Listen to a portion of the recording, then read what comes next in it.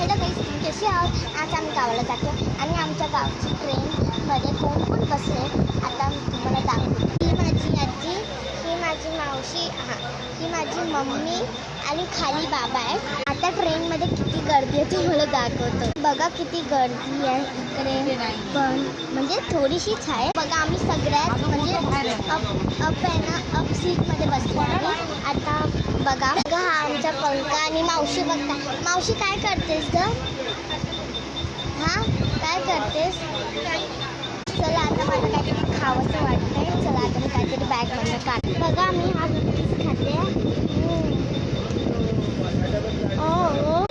आजचा व्हिडिओ इकडेच खतम होईल. तुम्ही अशा ट्रेनमध्ये जात असता तर लाईक करा, शेअर करा. आता ट्रेन चालत आहे, थांबा.